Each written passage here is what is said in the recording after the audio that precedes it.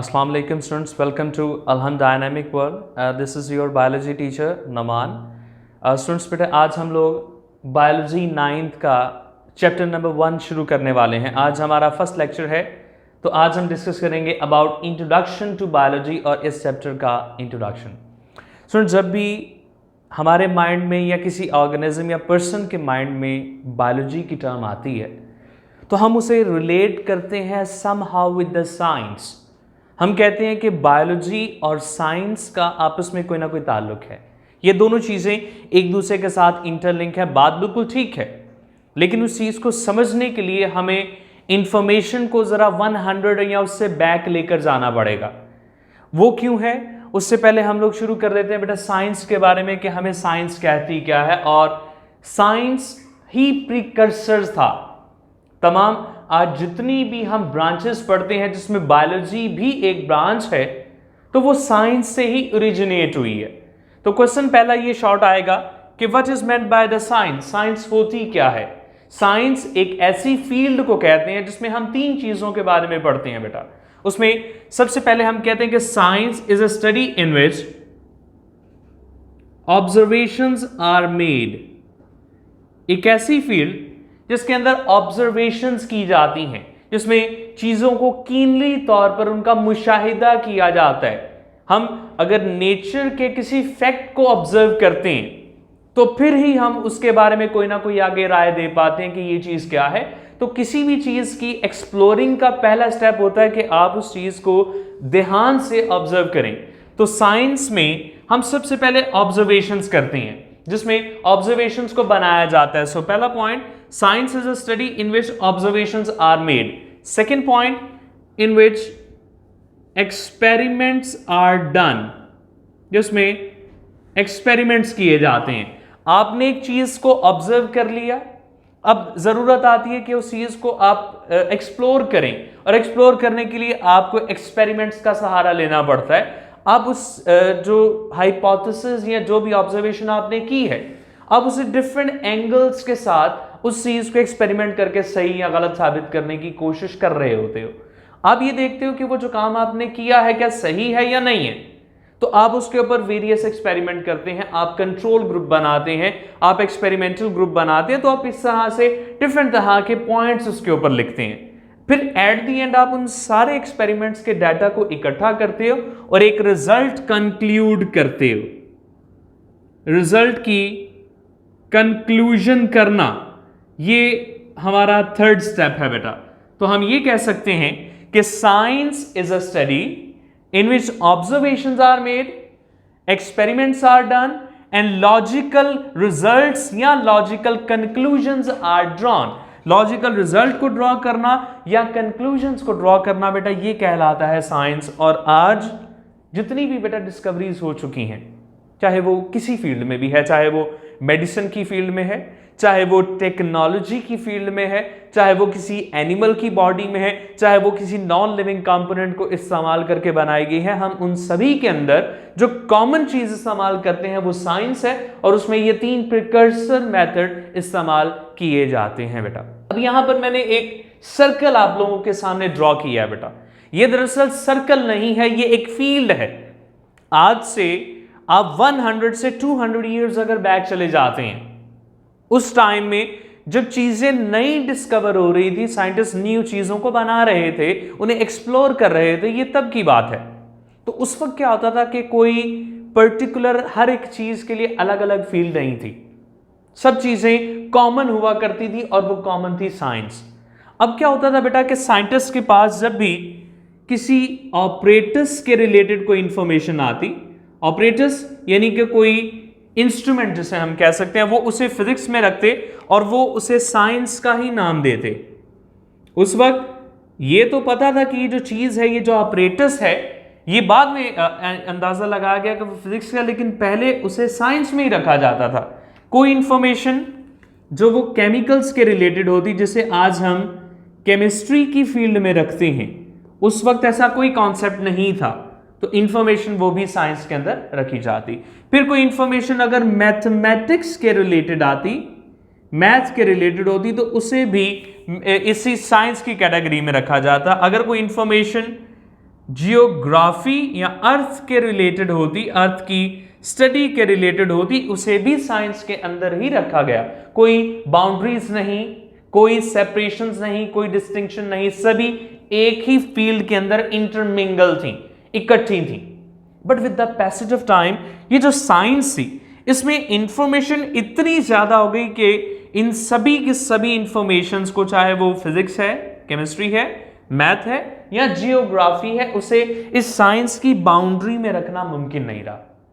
तो फिर साइंटिस्ट ने क्या किया, उन्होंने इस साइंस के डिविजन्स बना दिए, साइंस को डिवाइड कर दिया इस तरह से, और उन्होंने वो डिवीजन इस तरह से की कि हर फील्ड में अलग-अलग कैटेगराइजेशन होनी चाहिए। जिस तरह यहां पर मैंने बॉक्सेस की फॉर्म में आपको बना के दिखा दिया, 2, 3, 4, 5, 6 और 7। ये तो मैंने आपको समझाने के लिए बताया कि एक ही साइंस कॉमन फैक्टर था, कॉमन फील्ड थी, जिसे डिवाइड करने के बाद ये 7 के करीब फील्ड बनी, और उनमें से एक फील्ड फिजिक्स की है, एक फील्ड केमिस्ट्री की है, एक फील्ड मैथमेटिक्स की है, एक फील्ड जियोग्राफी की है, एक फील्ड इकोनॉमिक्स की है, और इसी तरह से सो ऑन, और भी बहुत सारी ब्रांचेस हैं, उनके पार्ट्स हैं। तो हम इन सभी को, फिजिक्स, केमिस्ट्री, मैथ, जियोग्राफी को साइंस का हिस्सा मानते हैं बेटा। हम ये कहते हैं कि साइंस डिवाइड हुई है तब जाकर ये फील्ड बनी है, और हम आज बायोलॉजी के बारे में बात करने वाले हैं। ये जो हमारा मेन कंसर्न है, जो कि इसी साइंस से डेवलप हुआ है बेटा। तो हर एक फील्ड अलग है, इस बात को मानना समझदारी है बेटा, कि कोई फील्ड एक दूसरे के साथ पूरी तरह से मिक्स नहीं है, ये बात हमें मानना पड़ेगी बेटा। तो हम अब बायोलॉजी के बारे में शुरू करेंगे। उससे पहले आपके बुक के फर्स्ट पेज के अंदर एक इंपॉर्टेंट एमसीक्यूज है related to doctor Abdul Salam. 1979 के अंदर बेटा इन्हें नोबेल प्राइज मिला था, इनकी रिसर्चेस की वजह से, इनके काम की वजह से। डॉक्टर अब्दुल सलाम ये कहते हैं कि जो साइंस है, ये वाली जो फील्ड है, ये किसी भी पर्सन की बॉडी का एक कॉमन हेरिटेज है। जो साइंटिफिक नॉलेज है वो एक पर्सन की बॉडी का एक हेरिटेज है बेटा, क्योंकि एक पर्सन हर चीज से नॉलेज ऑब्टेन करता है। यहां पर अगर मैं इस मार्कर को ड्रॉप करता हूं और अगर आप ये देखते हैं कि ये कितनी स्पीड के साथ नीचे फॉल करता है, कौन सी फोर्स है जो इसे अट्रैक्ट कर रही है, कौन सी फोर्स है जो इसे रिपेल कर रही है, इस पे फ्रिक्शन कितनी है, इस पे एयर प्रेशर कितना है, एटमॉस्फेरिक प्रेशर कितना है, इन सभी चीजों को अगर आप साइंटिफिक माइंड से सोचते हैं तो आप अपने नॉलेज को बढ़ा रहे हैं, और हमारा नॉलेज हमारी विरासत है बेटा। और यही बात डॉक्टर अब्दुल सलाम ने कही थी बेटा।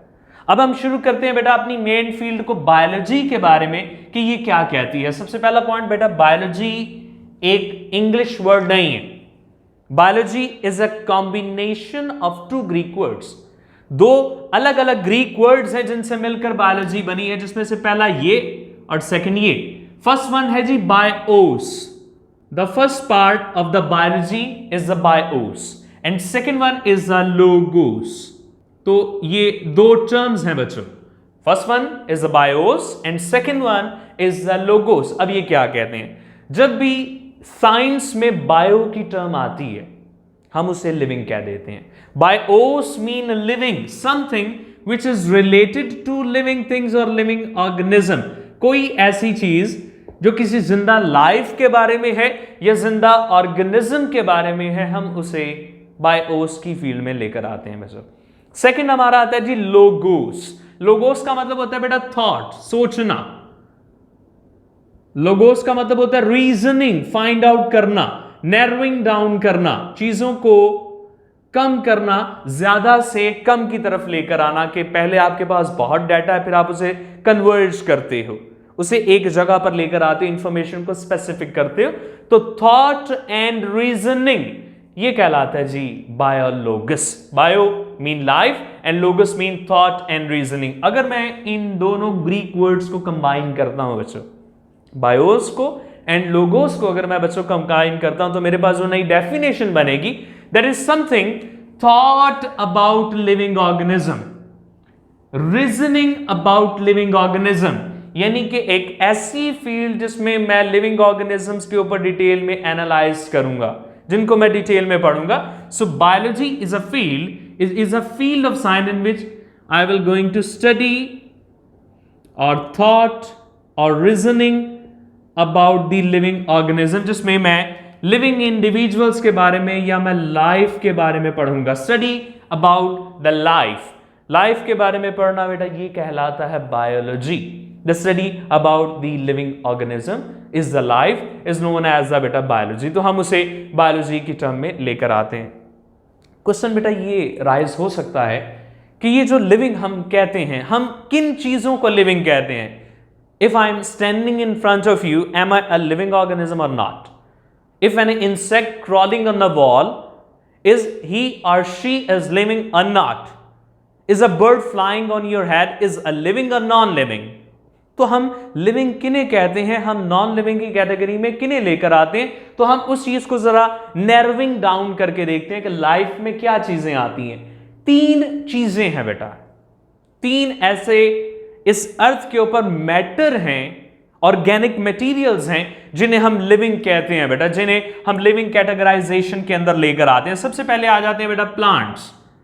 हम कहते हैं कि जी प्लांट्स जो हैं ये लिविंग्स हैं, हम प्लांट को लिविंग कह रहे हैं. फिर आते हैं जी एनिमल्स, ये वो हैं जिन्हें हम बेटा लिविंग कहते हैं.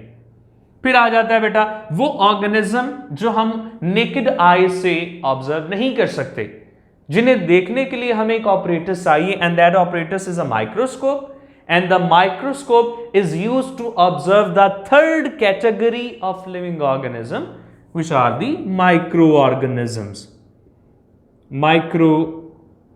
ऑर्गेनिजम्स. अब इन माइक्रो ऑर्गेनिजम्स के अंदर बेटा कौन कौन से आ सकते हैं? इनमें बैक्टीरिया आ सकते हैं, जिनका नाम आप लोगों ने सुना होगा बेटा. इनमें वायरसेस आ सकते हैं, आपने इनका नाम सुना होगा. तो ये वो कैटेगरीज हैं बेटा जिन्हें हम माइक्रो ऑर्गेनिजम्स में लेकर आते हैं.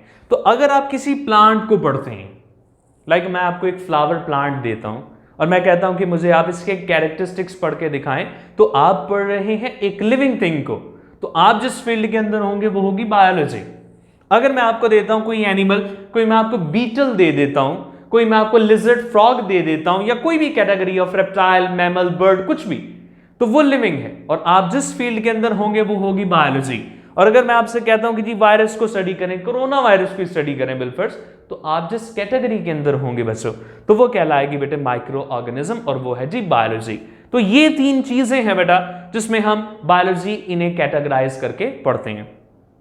क्वेश्चन ये आता है कि चलें जी प्लांट के बारे में पढ़ना, एनिमल के बारे में पढ़ना, माइक्रो ऑर्गेनिज्म के बारे में पढ़ना. सर आपने कह दिया कि लाइफ है, लेकिन हमने इसका पढ़ना क्या है?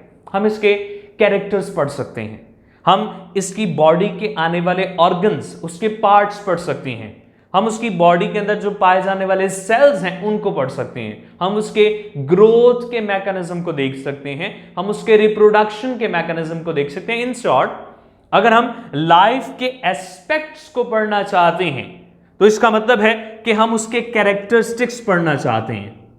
कैरेक्टरिस्टिक्स हम उसके देखना चाहते हैं, हम उसके ऑर्गन्स को पढ़ना चाहते हैं, हम उस ऑर्गन के फंक्शंस को पढ़ना चाहते हैं, हम उसके सेल्स को पढ़ना चाहते हैं, हम उनके सेल्स के ऑर्गेनेलीज को पढ़ना चाहते हैं. हम क्या पढ़ना चाहते हैं? वो सारी की सारी जिस फील्ड के अंदर बेटे फॉल करेंगी, तो वही होगा what to study in the field of science. So we can say, we can characterize the organism, we can study the parts of living organism, we can study the function of various parts of the body, we can study the structure of the cell, we can study the function and structure of organelles. तो इन सभी चीजों को बेटा हम जिस field के अंदर पढ़ते हैं वो कहलाती है बेटा बायोलॉजी. नेक्स्ट हमारा एक बहुत ही इंपॉर्टेंट शॉर्ट क्वेश्चन है, what are the divisions of biology. चूंकि बेटा मैंने ये कहा कि पहले साइंस थी, उसमें इंफॉर्मेशन इतनी ज्यादा हुई कि उसे साइंस में रखना मुमकिन नहीं रहा. फिर यह कहा गया कि ये फील्ड है बायोलॉजी की, ये है जी बेटा बायोलॉजी, और इसमें स्टडी किया जा रहा है जी लिविंग ऑर्गेनिजम्स को, वो इंडिविजुअल जो अपनी बॉडी की ग्रोथ इंक्रीज करते हैं, जो अपनी बॉडी का साइज बढ़ाते हैं, जो लिविंग कैटेगराइजेशन के अंदर आते हैं. ये है जी बायोलॉजी की बाउंड्रीज. लेकिन बेटा with the passage of time इतनी ज्यादा इंफॉर्मेशन हुई कि बायोलॉजी को सिर्फ इन बाउंड्रीज के अंदर रखना मुमकिन नहीं रहा बेटा। सिंपल आपको बताऊं तो एनिमल्स, अब तक साइंटिस्ट तकरीबन 10 मिलियन से ज्यादा एनिमल डिस्कवर कर चुके हैं बेटा।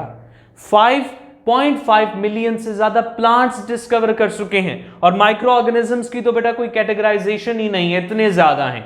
तो अगर आप उन सभी की इंफॉर्मेशन को बायोलॉजी में रखते जा रहे हैं तो मुमकिन है वो मिक्स हो जाएं, मुमकिन है कि उनकी नंबरिंग गलत हो जाए, मुमकिन है कि वो डाटा सही तरीके से क्लासिफाई ना हो।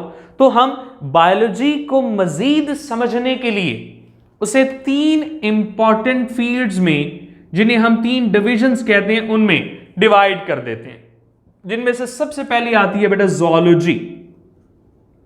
The first one is the zoology, second one is the botany, and third one is the microbiology. ये 3 कैटेगराइजेशंस हैं बेटा, ये साइंस की 3 डिविजन्स हैं। अब हम इन तीनों को वन बाय वन करके देखते हैं। Zoology is the division of biology that deals with the study of animals. एक ऐसी फील्ड जिसमें हम एनिमल्स के बारे में पढ़ते हैं। अब हर एनिमल के अपने अलग अलग कैरेक्टर्स होते हैं बेटा, उनके मोड ऑफ रिप्रोडक्शन अलग होते हैं, उनके मोड ऑफ न्यूट्रिशन अलग होते हैं, उनका मोड ऑफ रिस्पायरेशन अलग होता है, उनका मोड ऑफ बिहेवियर अलग होता है। तो उन सभी के बारे में जिस फील्ड के अंदर हम पढ़ते हैं बेटा वो ज़ूलॉजी के अंदर आता है। तो हम उसमें हर एनिमल के बारे में देखते हैं, उसका स्ट्रक्चर से लेकर सेल के उसके मेन ऑर्गन्स तक हम मूव करते हैं।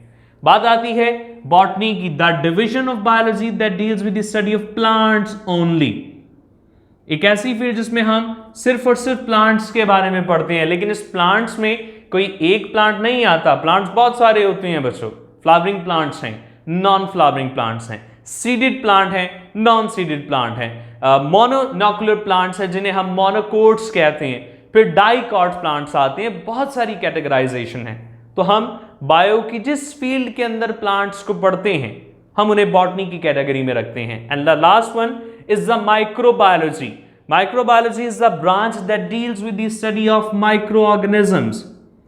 एक ऐसी फील्ड जिसमें माइक्रो ऑर्गेनिजम्स के बारे में पढ़ा जाता है, और ये बात आपको पहले एक्सप्लेन कर चुका हूं कि micro organisms are the organisms that can not be seen by naked eye, जिन्हें आप ओपन आई से नहीं देख सकते, जिन्हें देखने के लिए आपको बेटा लेंस चाहिए, जिन्हें देखने के लिए आपको माइक्रोस्कोप चाहिए। वो कौन से हैं बेटा? बैक्टीरिया एक category, viruses second category, protist third category, कुछ प्रोटिस्ट, सारे नहीं कुछ प्रोटिस्ट। तो ये वो इंडिविजुअल्स हैं, ये वो लिविंग ऑर्गेनिज्म है जिन्हें हम माइक्रोबायोलॉजी के अंदर रखते हैं। तो इन तीनों के बारे में डिटेल में पढ़ना बेटा, बैक्टीरिया के बारे में डिटेल में पढ़ना, वायरसेस के बारे में डिटेल में पढ़ना, और प्रोटिस्ट के बारे में डिटेल में पढ़ना बेटा। ये जिस फील्ड के अंदर आता है इसे हम कहते हैं बेटा माइक्रोबायोलॉजी। और बायोलॉजी के हमारे फर्स्ट लेक्चर के अंदर बेटा आज हमने यही पॉइंट्स पढ़ने थे, इंट्रोडक्शन टू बायोलॉजी। इंशाल्लाह हम अपने नेक्स्ट लेक्चर के अंदर बेटा बायोलॉजी की जो वेरियस ब्रांचेस हैं उनके बारे में बात करेंगे। अपना तब तक के लिए बेटा ख्याल रखिएगा। अल्लाह हाफिज बेटा।